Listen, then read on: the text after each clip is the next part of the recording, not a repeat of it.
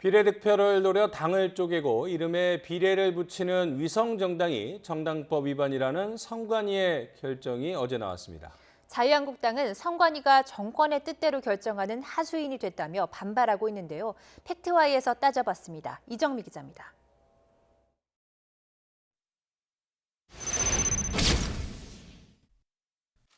중앙선관위가 정권의 눈치를 봐서 입장을 번복했다는 주장.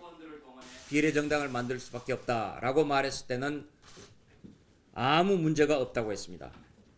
그러다 민주당 이해찬 대표를 비롯해 이 정권이 압박하자 선관위마저 권력에 굴복했습니다. 공식적으로 선관위가 다른 입장을 내놓았던 적은 없습니다. 자유한국당 역시 선관위로부터 다른 유권 해석을 받아봤던 건 아니라고 인정했습니다.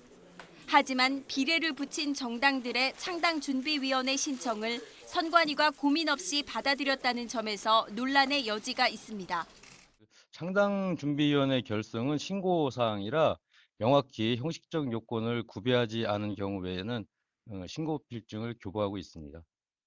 창당준비위원회 단계에선 구체적 심의를 하지 않는다지만 정당법은 창당준비위의 이름도 기존의 명칭과 뚜렷이 구별돼야 한다며 정당과 같은 기준을 적용하고 있습니다. 정치적 반발이 충분히 예상되는 상황에서 선관위의 일관성 없는 대응이 논란을 더 키웠다는 비판은 피하기 어려워 보입니다.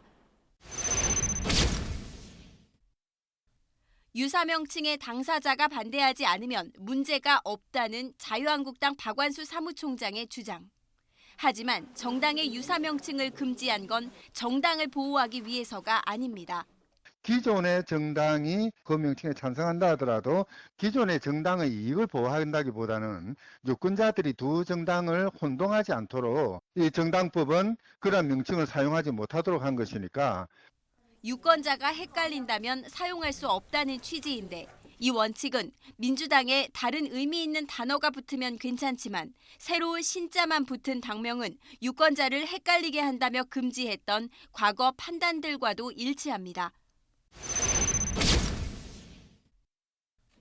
위성정당이 정당법 위반이라는 선관위 해석이 나오자 갑자기 다른 정당이라고 주장하는 자유한국당.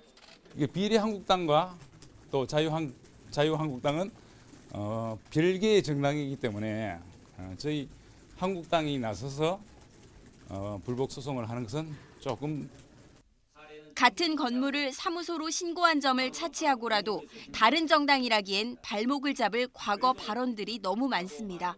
이 같은 연동형 선거제를 밀어붙인다면 우리는 비례한국당을 만들 수밖에 없음을 미리 말씀드립니다.